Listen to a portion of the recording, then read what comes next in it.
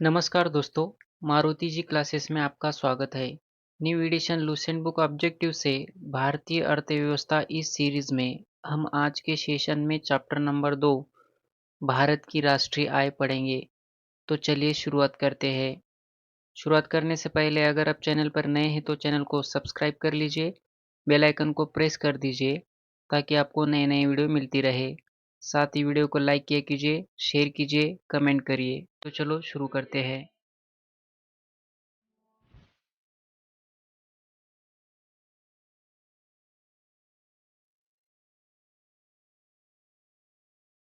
प्रश्न क्रमांक 1, भारत की राष्ट्रीय आय में सर्वाधिक योगदान है। विनिर्माण क्षेत्र का भारत की राष्ट्रीय आय में सर्वाधिक योगदान है। भारत की राष्ट्रीय आय का प्रमुख स्रोत है। सेवा क्षेत्र भारत की राष्ट्रीय आय का प्रमुख स्रोत है। योजना काल में राष्ट्रीय आय में किस क्षेत्र का योगदान घटा है? कृषि क्षेत्र का योगदान घटा है। वर्तमान में भारत की राष्ट्रीय आय में किस क्षेत्र का सर्वाधिक योगदान है? सेवाएं वर्तमान में भारत की राष्ट्रीय आय में सर्वाधिक योगदान है। जैसे जैसे अर्थव्यवस्था विकसित होती है, राष्ट्रीय आय में तृतीय क्षेत्र का अंश बढ़ता जाता है। नियोजन के आरंभ में 1950 से 51 भारत के सकल घरेलू उत्पाद यानी जीडीपी में प्राथमिक क्षेत्र, द्वितीय क्षेत्र तथा तृतीय क्षेत्र का योगदान 1993-94 की कीमतों पर क्रमशः 55.11%, 13.34% तथा 29.55% था, जो 2014-15 के दौरान परिवर्तित होकर क्रमशः हो गया 22.2%, 21.8%, 56%। देश में राष्ट्रीय न्यायाधीश (एनएसएस) की स्थापना कब हुई? 1950 ईस्वी सन में एनएसएस की स्थापना हुई। केंद्रीय सांख्यिकीय संगठन सीएसओ की स्थापना कब हुई? 1951 ईस्वी सन में सीएसओ की स्थापना हुई।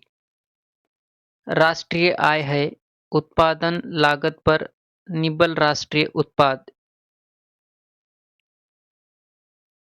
भारत की राष्ट्रीय आय अनुमानित होती है।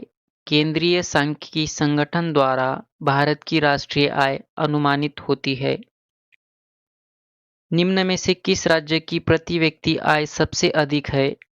गोवा राज्य की प्रति व्यक्ति आय सबसे अधिक है। भारत में चालू मूल्यों पर प्रति व्यक्ति न्यूनतम आय वाला राज्य है बिहार।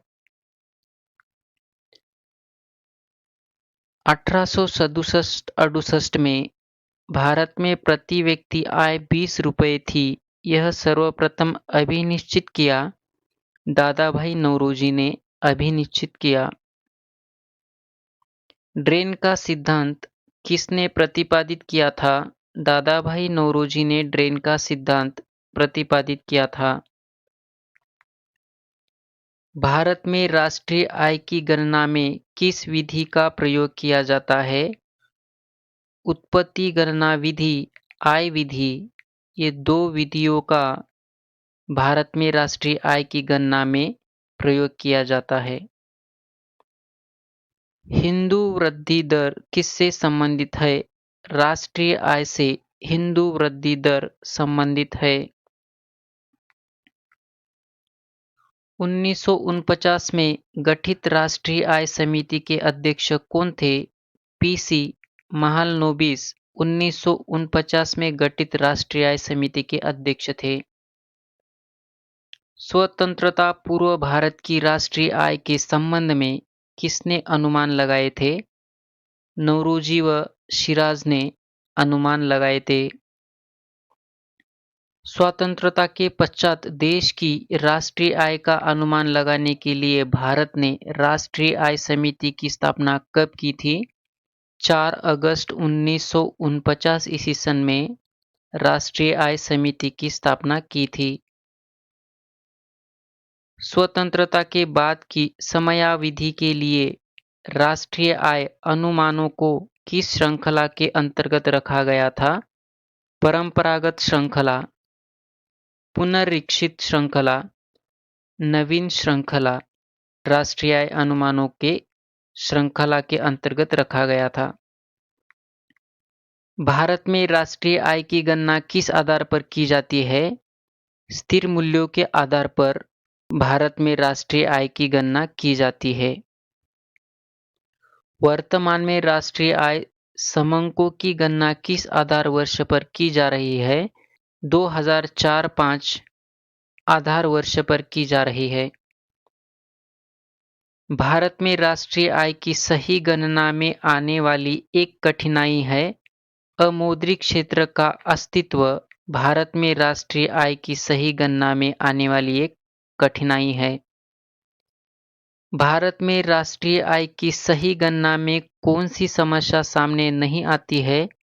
पर्याप्त एवं सही सांख्यिकीय विधियों की कमी समस्या सामने नहीं आती है। भारत में सर्वप्रथम राष्ट्रीय आय का किसने आकलन किया था? दादाभाई नौरोजी ने भारत में सर्वप्रथम राष्ट्रीय आय का आकलन किया था। दादाभाई नौरोजी ने अपने धन का पलायन सिद्धांत का किस पुस्तक में वर्णन किया है? Poverty and un British rule in India, धन का पालन सिद्धांत का पुस्तक में वर्णन किया है। भारत की राष्ट्रीय आय में सर्वाधिक योगदान किसका है?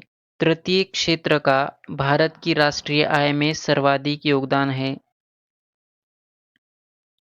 भारत की राष्ट्रीय आय में किस क्षेत्र का सबसे कम योगदान है? प्राथमिक क्षेत्र का भारत की राष्ट्रीय आय में सर्वाधिक कम योगदान है। भारत में राष्ट्रीय आय की गणना निम्नलिखित में से किसके द्वारा की जाती है? केंद्रीय सांख्यिकीय संगठन द्वारा की जाती है। किसी देश की आर्थिक वृद्धि की सर्वाधिक उपयुक्त माप है? सकल घरेलू उत्पाद यानी जीडीपी आर्थिक वृद्धि की सर्वाधिक उपयुक्त माप है। राष्ट्रीय आय का परिकलन निम्नलिखित में से किस एक को छोड़कर अन्य सभी तरीकों से किया जा सकता है? सभी प्रकार की बचत का योग को छोड़कर अन्य सभी तरीकों से किया जा सकता है। निम्नलिखित में से किसको राष्ट्रीय आय में शामिल नहीं किया जाता है? लॉटरी जीतना राष्ट्रीय आय में शामिल नहीं किया जाता है। प्रति व्यक्ति आय निकालने के लिए राष्ट्रीय आय को भाग दिया जाता है। देश की कुल जनसंख्या से राष्ट्रीय आय को भाग दिया जाता है। भारत की राष्ट्रीय आय के बारे में कौन सा कथन सही है? संयुक्त रूप से कृषि और उद्योग की अपेक्षा सेवाओं का प्रतिशत हिस्सा अधिक है। यह कथन सही है। अमीरों की तुलना में गरीब बचत करते हैं अपनी आय के अपेक्षाकृत छोटे हिस्से की। भारत के सकल घरेलू उत्पाद में नीचे दिए गए विभिन्न क्षेत्रों के योगदान का कौन सा एक सही रहस्यवान क्रम है? सेवा, उद्योग, कृषि। भारत में स्थिर मूल्यों पर सकल घरेलू उत्पाद यानी जीडीपी के प्राकलन के लिए वर्तमान में आधार वर्ष है 2011-12 आधार वर्ष है। निम्नलिखित में से कौन सा क्षेत्र भारत के सकल घरेलू उत्पाद यानी जीडीपी को सर्वाधिक योगदान देता है? तृतीय क्षेत्र भारत के सकल घरेलू उत्पाद यानी जीडीपी को सर्वाधिक योगदान देता है। सकल घरेलू उत्पाद जीडीपी के बारे में निम्नलिखित कथनों पर विचार कीजिए। यह एक वर्ष में एक देश की सीमाओं के अंदर बनी सभी वस्तुओं एवं दी गई सेवाओं का बाजार मूल्य है। केवल एक कथन सही है। मूल्यह्रास यानी डिप्रिसिएशन किसके बराबर होता है? सकल राष्ट्रीय उत्पाद माइनस निव्वल राष्ट्रीय उत्पाद। निम्नलिखित में से कौन सी राष्ट्रीय आय के मापन की विधि नहीं है? निवेश विधि राष्ट्रीय आय के मापन की विधि नहीं है। निम्नलिखित में से कौन सी पद्धति राष्ट्रीय आय आकलन की पद्धति नहीं है? मैट्रिक्स पद्धति राष्ट्रीय आय आकलन की पद्धति नहीं है। राष्ट्रीय आय निकालने के लिए एनएनपी में से किसे घटाया जाता है? अप्रत्यक्ष कर को घटाया जाता है। जीएनपी से एनएनपी निकालने के लिए निम्न में से किसको घटाया जाता है? ह्रास यानी डिप्रिसिएशन को घटाया जाता है। सकल राष्ट्रीय उत्पाद माइनस मूल्यह्रास यानी डिप्रिसिएशन निव्वल राष्ट्रीय उत्पाद। किसी देश का निव्वल राष्ट्रीय उत्पाद एनएनपी होती है सकल घरेलू उत्पाद में मूल्यह्रास भत्ते घटाकर। आर्थिक विकास का सर्वोत्तम सूचकांक उपलब्ध कराया जाता है वर्ष प्रति व्यक्ति वास्तविक आय में वृद्धि द्वारा। अंतर्राष्ट्रीय समुद्र पानी में भारतीय मछुआरों द्वारा पकड़ी गई मछलियां निम्नलिखित में से किसकी जीडीपी का हिस्सा है? भारत की जीडीपी का हिस्सा है। आय विधि से राष्ट्रीय आय का आकलन करते समय निम्नलिखित में से किसको शामिल नहीं किया जाता है?